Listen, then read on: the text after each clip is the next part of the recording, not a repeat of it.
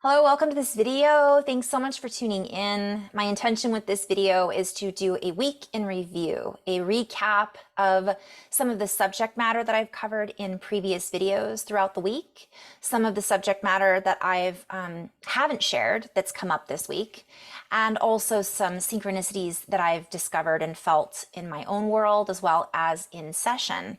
And I do this with the highest intentions of community consciousness, unity consciousness, community consciousness, and the highest levels of love light. So I'll begin with the solar flare. And I'm just going to touch briefly on this because I talk a lot in previous videos about solar flares. And I want to stop and say, if you've watched these videos for a very long time, thanks for hanging in with me. And I have to cover some of these because some people are new to this channel and aren't aware that we may have even had a solar flare or what they are. So the first thing, this isn't about solar flares. This is a very short part. I would encourage you to get familiar, or better spoken, just recognize that we are having them, that we are connected to the sun, and that the plasma that's coming in, or the energy that's coming from the sun, is enhancing our experience. And so the one that we had this week, I'm affected differently every time. I, as an intuitive, I'm very connected to the sun's energy. We all are, but when one erupts, and it's perhaps, I'm not sure exactly why, sometimes I have a more intense experience than other times. And perhaps I'll go into and ask the guides about that at some point. However, this particular one just knocked me out. I felt like I couldn't sleep the first night. And then the next day I felt like I couldn't stay awake. I had to sleep. And it was about a 48-hour cycle for me. And I don't necessarily think the flare or the filament that erupted from the sun was particularly strong. I'm not really sure. I haven't gone back to research it. But overall, it got me. And I didn't put the two together at first. I felt this sense of just all of these thoughts just pouring in. So for me, a solar flare, I feel it as it's erupting. There are some scientists and experts that would say, well, that's not possible. But again, as an intuitive, I would disagree. And so every person is unique. Some people are for whatever reason, more influenced or feel these planetary alignments more. Some people feel the connection to the moon more. Some people feel the connection to the sun more. And so each person is individual and unique to this. I'm going to use my husband as an example. Nothing. Didn't even realize one was happening. So I just it led to scattered thoughts, couldn't really form a sentence. Feelings, my biggest heart palpitations. I have extreme heart palpitations when there are solar flares that are, for whatever reason, strong for me. So as these heart palpitations progressed throughout the day, I felt anxiety from it. I had it for so much and so frequently that I thought, do I need to go to the doctor and get this checked out? And I always recommend that people do, if this is new to you and you are feeling these effects, it doesn't hurt to go do our due diligence to make sure that our body is functioning its optimal speed, we could say. So I did some deep breathing, but it was like a purge. It brought up for me ahas and thoughts about things I didn't even realize I was thinking about. And it was just like constant. So I really had to care for my body. I really had to support my system, drink a ton of water, and not participate in some of the activities that my brain or mental state wanted to. I had to let go of resistance and just allow myself to have some downtime, even though I really wanted to be productive. Sometimes I can feel very productive when these things happen, but for whatever reason, that was not the case this week on this particular day. And I ended up looking up that night thinking, why am I feeling so crazy right now? And then I went, oh, I bet there was a solar flare. And as soon as I thought that, I got a big yes. But it didn't even occur to me And I talk about it all the time. That was another subject that came up this week was we forget sometimes what it is on this journey that affects us. I can teach something in 1 minute and move on to something else and forget sometimes, oh, yeah, that's right. We're having constant solar activity. I'm really called to remind everybody that every body is different. Not everyone is going to respond the same way or feel anything at all from this solar activity. So there is no, if you're not feeling it, that's okay. I feel it when it happens, generally, as it's erupting or right at the same time. And that goes to show how quantumly entangled we all are. And so if you're one of those people, when these other experts say that's not possible, don't worry about it. Also, these experts sometimes say that being psychic isn't real, or being connected to the planetary astrology isn't real, or whatever. That's another subject that came up this week, is we're creating our own reality. So for them, it's not real. Doesn't mean it's not real.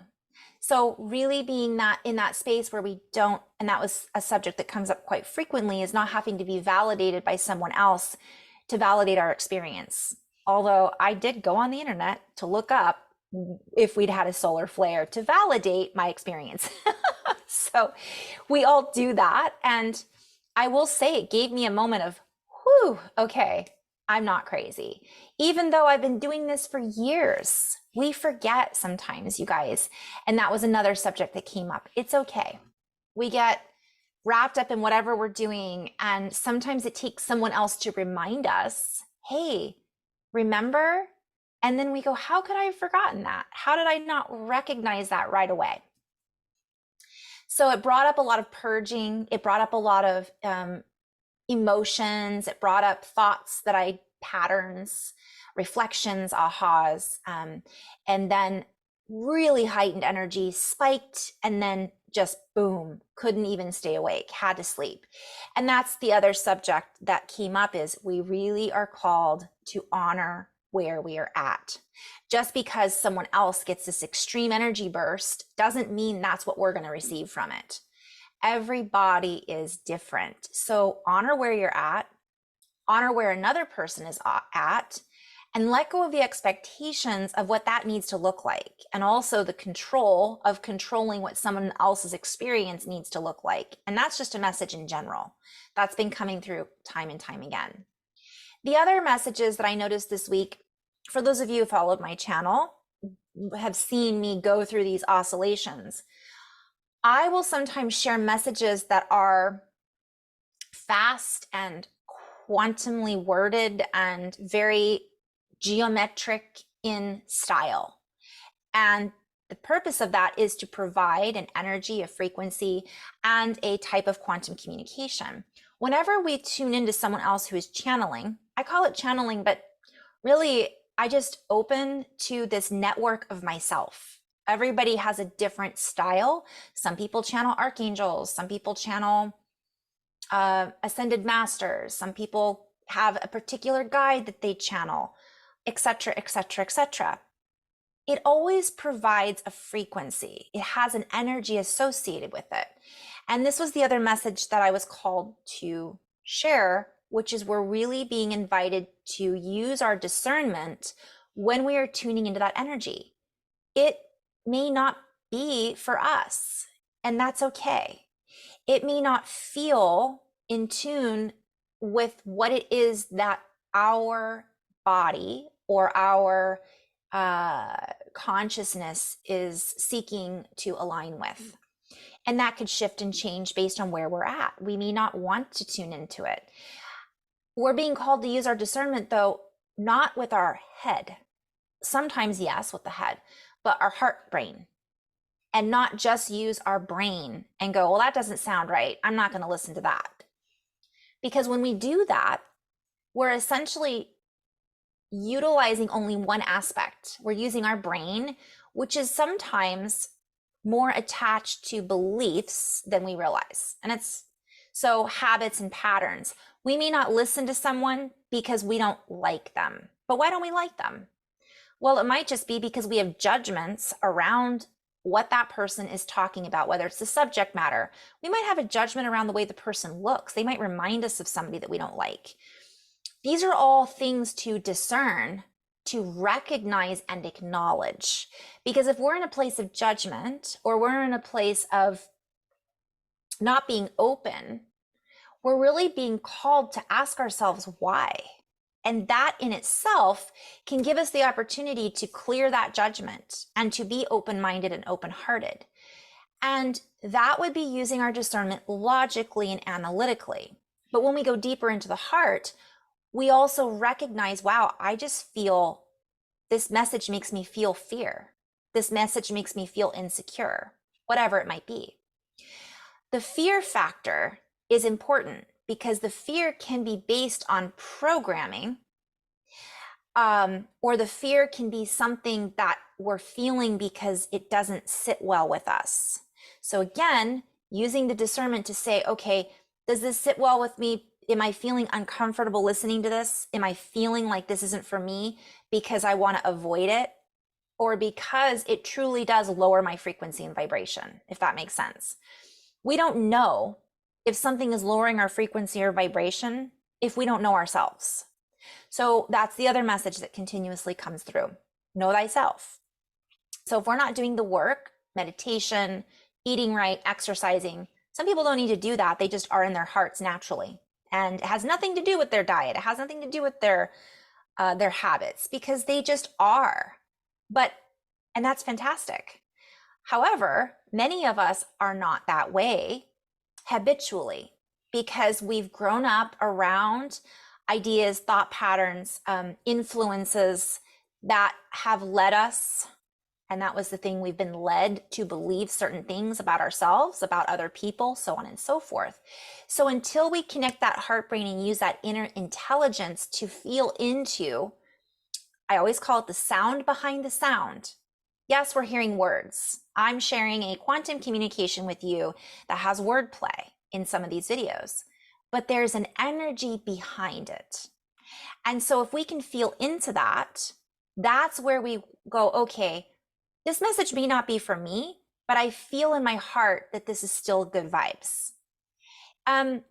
I feel in my heart that this person means well, but it doesn't necessarily mean that the information they're providing is something that's going to keep my vibration where it needs to be to stay coherent, if that makes sense. And so this is where we're called to really focus and recognize where we're putting our attention. And I don't know if that message came through. I think that was a message from the previous week.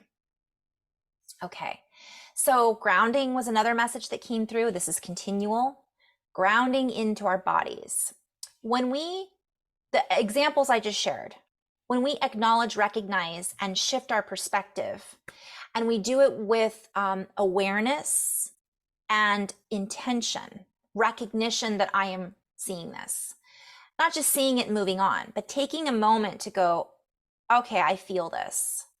We're actually then connecting to our body, and whatever it is we're experiencing, it grounds it into our experience. And then it becomes more of a navigatable.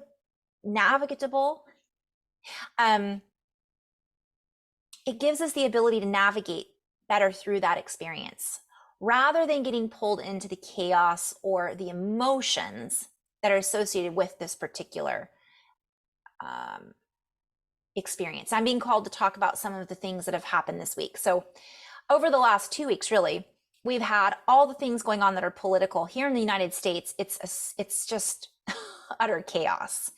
And I too see it, and I don't ignore it. Sometimes I actually watch the news. Not usually because I am choosing to watch the news. It's usually because my husband is choosing to watch the news. However, as I see what's happening, I'm really called to have compassion for what it is that I'm witnessing. That was the message that came through this week in my previous video, or I might be posting that this weekend. I'm just going to kind of combine it all until Sunday will be this week. And it is to be compassionate for what we're watching, for what we're seeing, and have compassion for ourselves for our reaction to what we're watching and what we're seeing. I won't go into that in too much detail because I'm doing a video on it that'll probably be posted Saturday or Sunday. So it's a lot, you guys. It's emotional overload. And so our emotions are giving us a clue as to what we're feeling. We're feeling our emotions. And I know one's different than the other. I've been taught or called not to compartmentalize any of these meanings, just to recognize what we're feeling and how we're responding to it. If we're feeling sad, we're feeling triggered, if we're feeling angry, the messages that have been come through is that's okay. That's what it is. But not falling in the words that my guides use is going down into the well. Just recognizing it, acknowledging it, so that we don't walk around the house or go out to have lunch with our friend or go to work and go in an irritable, angry, hostile mood. That means we're allowing our emotions to control us, and we're not recognizing how we're feeling. That doesn't mean if we recognize how we feel, it's going to change our emotions fully. But in theory, it does, because just that recognition alone can shift our perspective around what it is that we're feeling. And we can then rearrange those feelings in such a way that we can raise our frequency. So we're feeling angry about what we're witnessing on the news. Simple answer is don't watch the news. However, it's there. It's all around us. Friends are talking about it. It's, you go to the gas station even sometimes and there's those news. Those drive me nuts. Trigger. I wasn't trying to watch that. I don't want to know. And then you can't unsee it, right? But we can process it. And so it always comes back to us navigating through these difficult times the best that we can. So we might feel angry. We might feel triggered. Acknowledge it and ask ourselves, is this benefiting us right now? It might be. It might be that we were feeling depressed and apathy, which is nothing. Now we feel anger. Well, at least it's something, right? Yet that doesn't mean we should hold on to that anger and let it control us and then go out and be rude to other human beings who might be going through something horrific. And this is something else that's important to recognize. And this didn't really come up in the messages, but I'm being called to share this. We are responding, let's say, to what we're witnessing, and it's creating fear and dystopia. It's creating a sense of lack of security, and our fear of survival is coming up in this. And we're feeling angry because we agree with this person, we disagree with that person. We take that with us and we go to the grocery store, and inadvertently or unconsciously, we were rude to the person who wants to help us. I'm just using this as an example. We're rude to someone driving. That has a ripple effect. And let's say that person that we're rude to, or that we cut off, or whatever it might be, because we're feeling frustrated and angry over the world situation, that person might have just been diagnosed with stage 4 cancer. So I'm getting such goosebumps around this, because we're really being called to be mature about this, to step it up.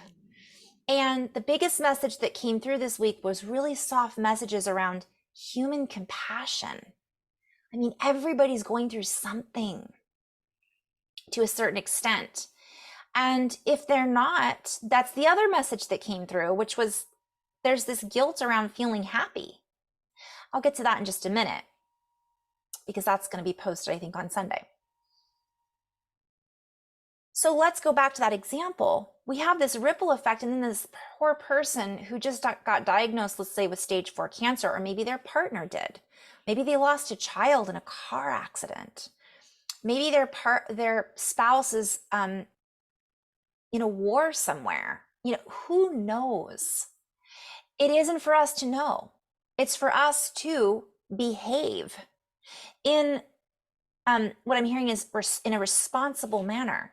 And responsible is we have the ability to respond. It doesn't mean we're always going to respond in the best possible way. And let's say we lash out at someone else. In that moment, if we can recognize that happened, and we can say immediately, I'm sorry. I'm having a rough day, and you might be having a rough day too. And you know what? I apologize. That is not this is not directed at you. Can I get you a cup of coffee? It's just thank you for trying to help me. I'm going through some difficult things. So there's a multiple message to this. A, we're being honest. B, well, let's go backwards. First, we're acknowledging that we were just rude. Even if we are going through something in our lives, this isn't a hierarchy thing. If someone is so ingrained in the media and they're so triggered by everything, that's important to them. That's their life. We may see it as it's not important. And quite frankly, that's another video entirely. It doesn't mean it's not important to them. Is it as important worrying about what's going on in the state of affairs as someone who just got diagnosed with stage 4 cancer? I mean, these are things to think about and feel into. However, it's not for us to judge that either, that this is more important than that. Because when we're in it and having our own experience, that's what's important to us. So back to this example, if we're rude to someone, stopping and acknowledging, if we can manage the trigger first, it won't happen. We won't go out and have that ripple effect. We might be feeling sad, but we're not going to express it in a negative way, and therefore have a negative impact on the energetic field of the person that we're coming into contact with. So the first thing is to monitor that, because it's having an effect on our body. That's another message that came through. But acknowledge it so that we can respond accordingly and shift that frequency. And we may not be able to not feel anger in that moment. It might be something we need to experience, but we can control how we ripple that onto our environment and the people around us and the people that we love, or even the people that we don't know. Now, let's say that we didn't realize we're grumpy, or we did realize it, we don't care. We're frustrated. Life sucks, blah, blah, blah. We go out, we're rude to somebody. In that moment, if we can acknowledge and recognize that we were rude, we can immediately change that situation. That person may be equally angry, and they may respond to us like, well, you're a jerk, whatever. And then we can get angry and go, well, that person didn't accept my apology, how rude. That's not what I'm talking about. That's a perpetuation of the same frequency. And we were just reflected back to us what we did to them. So in that moment, we can actually have gratitude and compassion for that person who is now angry because of us. They weren't necessarily angry because of us, but we enhanced it. We can see it as a reflection. I just did that. Wow. Okay. Thank you, universe, for showing me. That shifts our frequency. But if we can, and let's say that person accepts our apology, we're then able to stabilize or cancel out that negative wave and change the experience around it. And it helps us to then stabilize our energy and not continue to snowball into this massive ripple effect of negativity. And let's say, for example, that we don't apologize. We come home and all of a sudden we realize, oh no, I was a real jerk today. I was rude to that person and I didn't even realize it.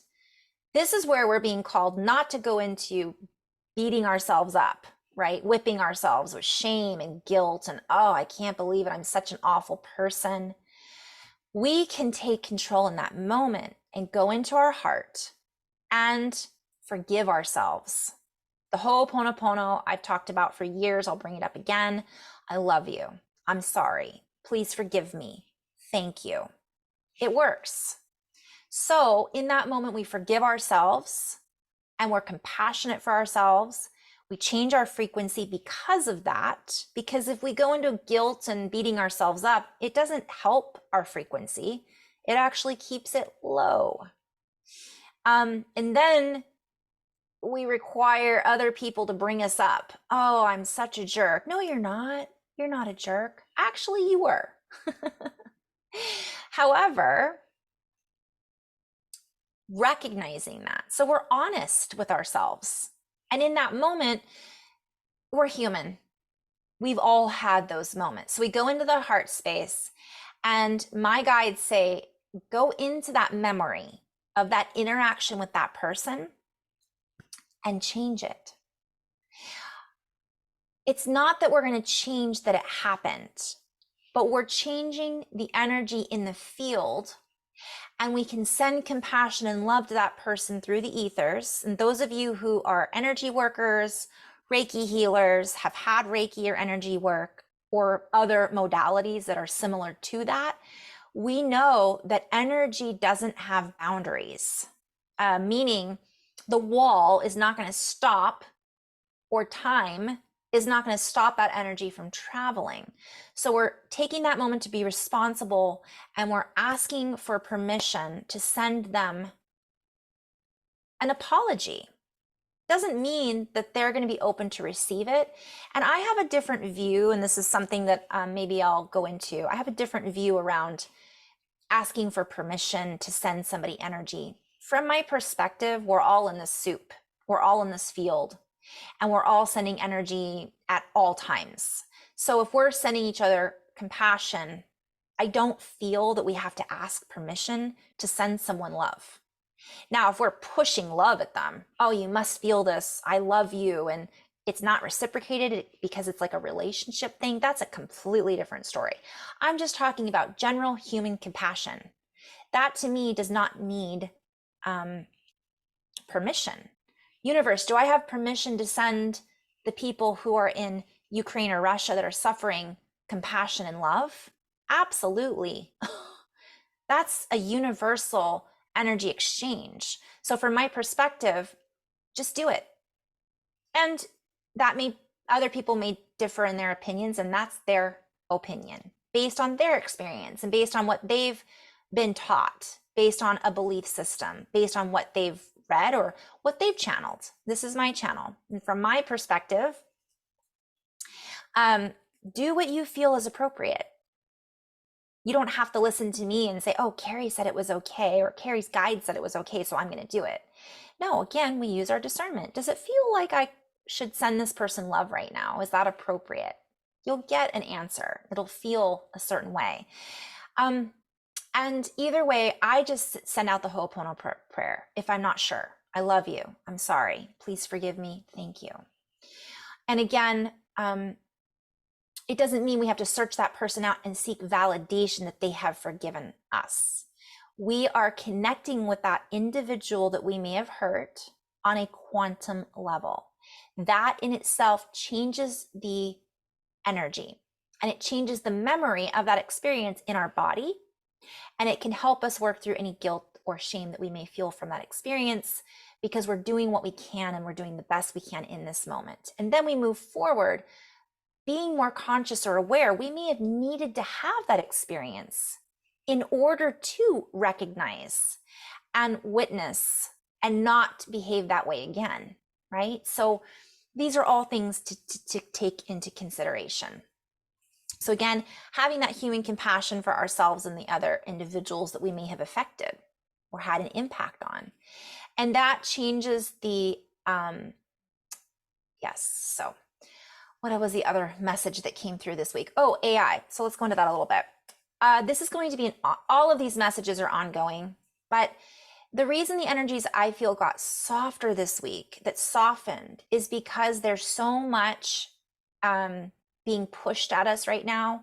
There's so much coming up that what my guidance team is saying, it's important right now, especially around the solstice, to utilize as much compassion, generosity, heartfelt gratitude as we possibly can. The reason is, from one perspective, it's a portal. It is an alignment of the energies. And what that does is it enhances, and I might repeat this again in a future video on the solstice, but it enhances the frequency. So if we can raise our vibration into a space of gratitude, love, and compassion during these key moments, and I'm seeing a combination lock, it unlocks more. It unlocks more potential. It it cancels out some of the negativity because it helps to balance it. Because equally, if it's enhancing that, it's also going to, if there's a huge amount of negativity from another perspective, that could also feel enhanced. Everything feels enhanced. So it's even more important during these times or portal opportunities to plug into that universal love as consistently as we can, but especially during these what I'm hearing again are key moments, because it enhances the timeline and it stabilizes the timeline that we are looking towards, working towards, so on and so forth. So the energies have softened around that because there is this big warrior energy that's coming up. But we can't always be in warrior mode because it needs to be balanced. It needs to be softened a bit so that the energies can be received. If we're in fight mode, we're actually blocking some of those energies from coming in because we have to soften in order to open. If we're on a mission and we're in that space, and I'm not saying this is wrong, but what I am saying is it's a frequency, and it becomes a little bit harder to open to what else is coming in, right? That focused intent projects us into a certain direction, and then it's more difficult to feel into the other things that are available to us. So again, it's about balance and harnessing the energies to the best of our abilities. So the AI subject is ongoing. It's going to continue to be ongoing. And my intention is not to go into that. I'm going to continue videos after videos after videos about this, because as it's evolving, as our knowledge about it evolves, as our consciousness expands, so too will our understanding of this technology. But the biggest message recap, and I see this as a continuation, is recognizing our own technology, our inner source, because we're the ones creating artificial intelligence, and artificial intelligence is learning from us. So this goes back to kind of the message at the beginning of this video, which is being responsible. Can we responsively co-create and respond to our environment and work with our environment? And the biggest resource that we have is our heart. So human compassion, and that's another video that I did if you're interested in. It was just a word play, not really a word play, but information coming through about this artificial intelligence. And so not getting into a place of fear about it. It is what it is, but it will be what we are focusing on. Now, that takes me back to what we're seeing out there. A lot of people are focusing on what's out there, and they're not focusing on what's in here. And that's what's happening. We're seeing that ripple effect. So for those of us who have this emotional intelligence, which is the heart-brain connection, it strengthens. We don't need as many of that to balance out. It seems like we need more. And quite frankly, we do from one perspective if we're looking to grow. I guess vibrationally, because there's higher dimensions that that's another subject matter. But from my perspective, just because something is in a higher dimension does not mean it's fully aligned with love and light. And that's something that's not my area of expertise, but that's what I've been shown. So recognizing when we're in fear about these things and just allowing that to dissolve in the fullness of understanding our own complexity. We are very complex, and we don't even really know how much power or human potential there is, because our consciousness hasn't quite grasped it. So we're trying to, and I won't repeat the video that I did about AI, but we're trying to grasp this stuff outside of us, and we haven't even grasped what's going on inside of us. And I understand that's the fear for a lot of people. It's like we're playing with a toy that we don't even understand, but we're also operating in our own human technology that we don't even understand. So let's start to get to know our human technology. And we do that through meditation, breathing, heart-centered awareness, and that's all equally important, but connecting with the earth. We are on a planet that is alive. And I always laugh because there are people that still go, well, this planet's not alive. It's not a living entity. What do you call dirt? What is dirt?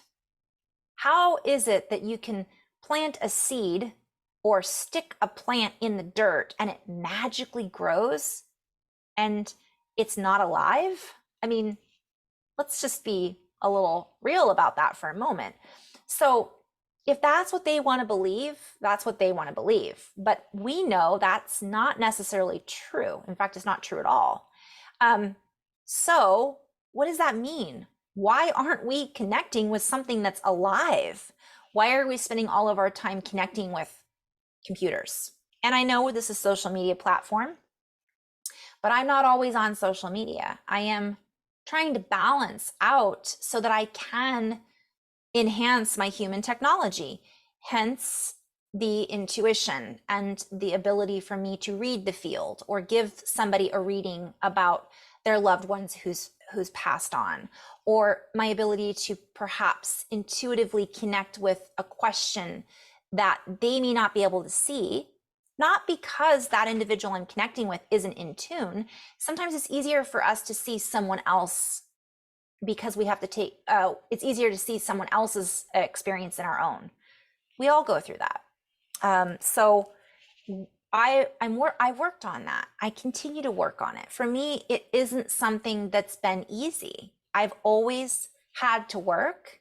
I've had difficulties in my life, many difficulties. I've expressed them in previous videos, and maybe sometime I'll talk about them again, but they've helped me become who I am today.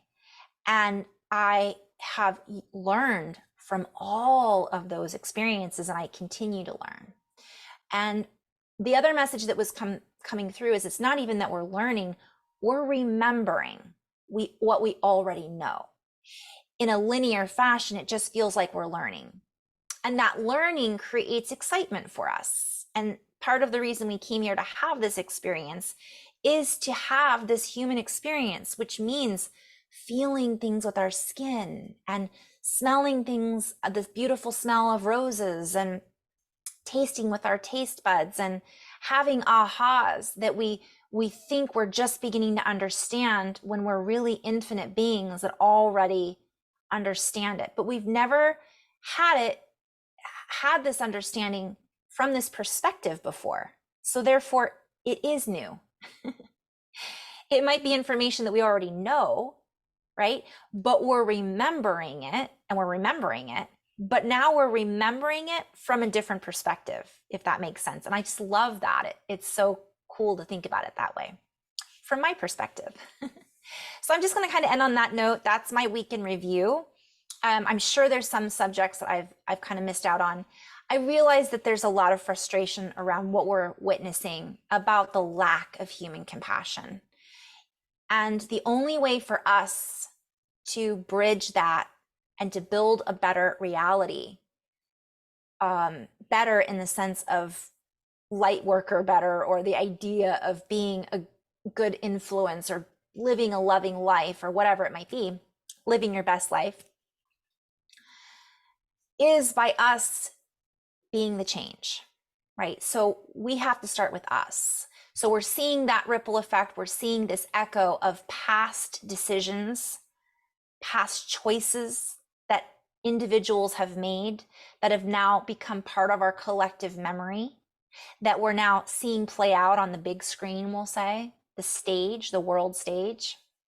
So we're being called to change that now, so that we don't continue to propagate that type of experience, if that's what we no longer wish to have. Some people still wish to have that experience. So every body is different. So if we want to change, then we are the ones that have to initiate it. For we are the ones that are creating that future now. So rather than focusing on what we're witnessing, which is the past, yes, it's happening now, but the results, the reason is because of things that we've created together and individually from the past that now is showing up for us to show us, look, this is what we've been tuning into. This is what we valued. So now let's change that now so that looking ahead, we don't continue to propagate that experience. So in love and light, and happy solstice. I'll be doing some more videos around that energy coming up for those that are interested. Namaste.